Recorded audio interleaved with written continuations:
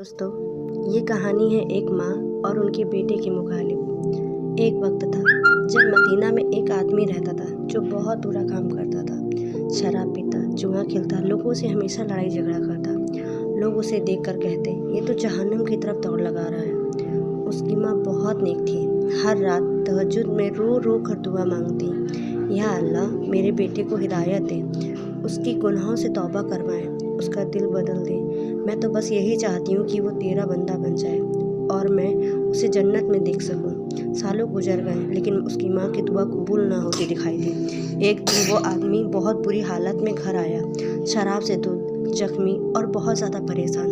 उसने अपनी माँ को दुआ करते हुए देखा जो रात भर दुआ मांग रही थी। वो गुस्से में बोला, अम्मी बस करें ये दुआ, अल्लाह मुझे नहीं सुनना, मैं बर्बाद हो चुका हूँ। माँ ने आंसुओं के साथ मुस्कुराते हुए कहा, बेटा मैं दुआ नहीं छोड़ूंगी। अल्लाह फरमाते हैं मुझे पुकारो, मैं कबूल करूँगा। तुम्हारे अंदर अभी भी नूर बाकी है, बस एक छोटी सी चिंगारी चाहिए।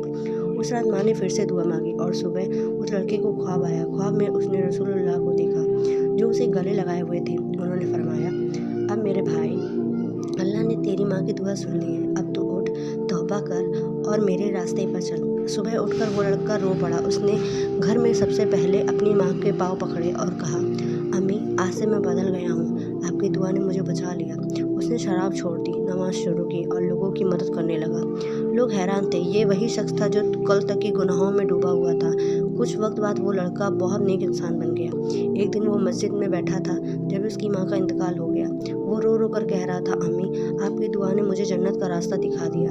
अब मैं आपके बगैर जी नहीं सकता, लेकिन मैं जानता हूँ कि आप जन्नत में ही हैं। जब उसका वक्त आया वो भी इंतकाल कर गया। लोगों ने देखा कि उसके चेहरे पर नूर था और वो मुस्कुराते हुए गया।